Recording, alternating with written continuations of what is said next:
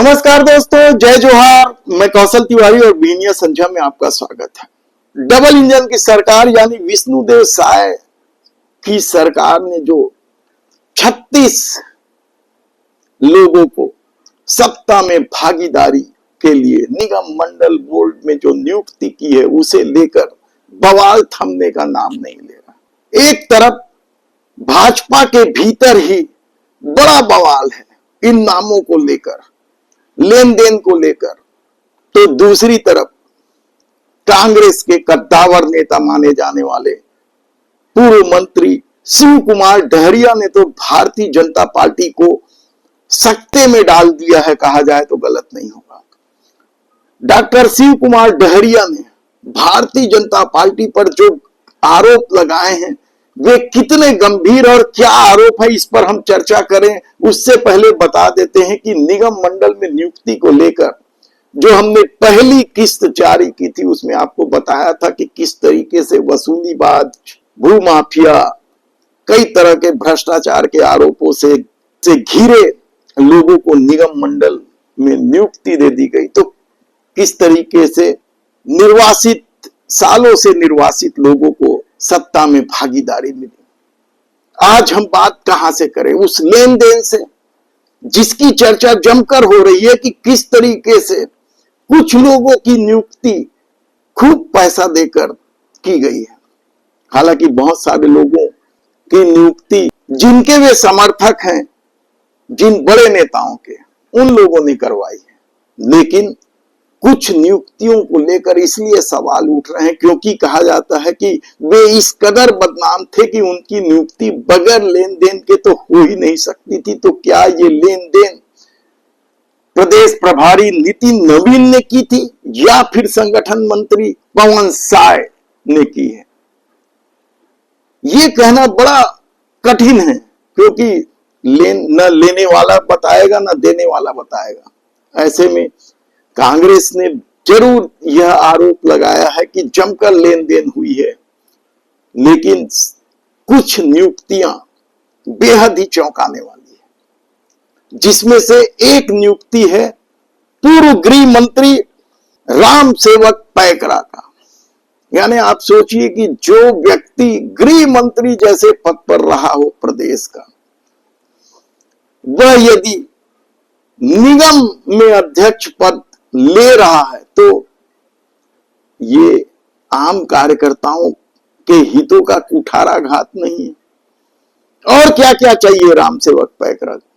ये बड़ा सवाल सोशल मीडिया में उठने लगा है। उन्हें छत्तीसगढ़ राज्य वन विकास निगम का अध्यक्ष बनाया गया है। और वन विकास निगम में किस तरह का खेल होता है, किस तरीके से कई डीएफओ पर वन विकास निगम के पैसे की घपलेबाजी को लेकर एसीबी और ईओडब्ल्यू में जांच चल रही है, वह भी किसी से छिपा नहीं। तब दूसरा नाम राम प्रताप सिंह का, संगठन मंत्री रहे हैं, आरएसएस के निष्ठावान कार्यकर्ता माने जाते हैं। उन्हें जो सेंट्रल मद से सबसे ज्यादा पैसा आता है, ये कहा जाता है छत्तीसगढ़ भवन एवं अन्य सन्निर्माण कर्मकार कल्याण मंडल का बड़ा बजट है, वहां उन्हें बैठाया गया है। क्या सरकार पर नजर रखने के लिए बैठाया गया है? सोशल इंजीनियरिंग को पूरा करने के लिए बैठाया गया है? हालांकि जो नाम है और जो दावा है वो किस कदर बेमेल है, इसे आप इस बात से एक लाइन में समझ सकते हैं कि एक तरफ तो समूची भारतीय जनता पार्टी सत्ता में महिलाओं की भागीदारी को एक कसीदे करती है। महिला आरक्षण बिल हम ही पास किए हैं का दावा बढ़ती है, लेकिन निगम मंडल बोर्ड की नियुक्ति में केवल 4 महिलाओं की नियुक्ति हुई है। 36 में 4, परसेंटेज आप खुद निकाल लीजिए। तो चंदूलाल साहू की नियुक्ति को लेकर भी तो कई तरह के विवाद है कि आखिर एक ही व्यक्ति को कितनी बार किस किस तरह के पद से नवाजे जाएंगे, आम कार्यकर्ताओं का क्या होगा। तब राजा पांडे की नियुक्ति को लेकर बड़ा सवाल है। उन्हें छत्तीसगढ़ पाठ्य पुस्तक निगम का अध्यक्ष बनाया गया और कहा जाता है कि जो भी अध्यक्ष बनता है करोड़ों में खेलता है। तो क्या इस पद के लिए कोई लेन देन हुआ है? बड़ा सवाल कार्यकर्ताओं के बीच ही है। तब ऐसे में आखिर भारतीय जनता पार्टी ने अनुसूचित जाति से किसी को भी लाल बत्ती क्यों नहीं दिया? निगम मंडल या बोर्ड में उनकी नियुक्ति क्यों नहीं की गई? कई नाम हैं। हालांकि प्रदेश सरकार ने दयालदास बघेल को मंत्री जरूर बनाया, लेकिन जिस तरीके से सतनामी समाज आरोप लगाते रहा या भारतीय जनता पार्टी के कई नेता दबे जुबान में यह कहते रहे हैं कि अनुसूचित जाति का वोट भाजपा को बहुत कम मिलता है, नहीं के बराबर मिलता है, तो क्या इसका बदला लिया गया है? और इसे लेकर अब कांग्रेस के नेता शिव कुमार डहरिया ने जो आरोप लगाए हैं वह भी कम चौंकाने वाला नहीं है। पहले उन्होंने क्या कहा वह विस्तार से सुन लीजिए। पहले से ही कर रहे थे कि भारतीय जनता पार्टी में सूची आने के बाद सिर्फ टॉवल की स्थिति आएगी।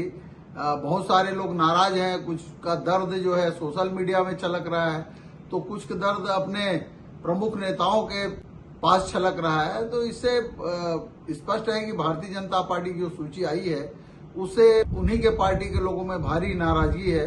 आज सतनामी समाज के हमारे कुछ साथियों का, जो कुछ भाजपा के लोग हैं और कुछ समाज के लोग हैं, उन लोगों का मेरे पास फोन आया था। उन लोगों ने कहा कि सतनामी समाज के किसी भी लोगों का नाम अध्यक्ष उपाध्यक्ष पर नहीं है।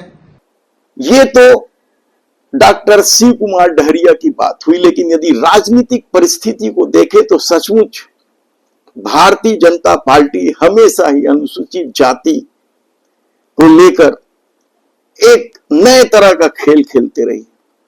आमतौर पर माना जाता है कि यह कांग्रेस का वोट बैंक है और छत्तीसगढ़ में तो बहुजन समाज पार्टी और अब चंद्रशेखर आजाद की जो पार्टी है उसकी तरफ लोग आकर्षित हो रहे हैं। भारतीय जनता पार्टी आखिर इन अनुसूचित जाति के लोगों के लिए कोई रणनीति क्यों तैयार नहीं करती ताकि उन्हें अधिक से अधिक वोट मिले? और इस तरह की जो घटनाएं होती हैं, चाहे बलौदाबाजार अग्निकांड हो, उसके बाद किस तरीके से इस समाज के लोगों पर अत्याचार होने के आरोप लगे, खबरें सामने आई पुलिस प्रताड़ना की, उसके बाद क्या सतनामी समाज, क्या दलित, क्या अनुसूचित जाति वर्ग के लोगों को अब किनारा करने का निर्णय ले लिया गया है? ये बड़ा गंभीर सवाल है और इसे लेकर अब जिस तरीके से सवाल उठ रहे हैं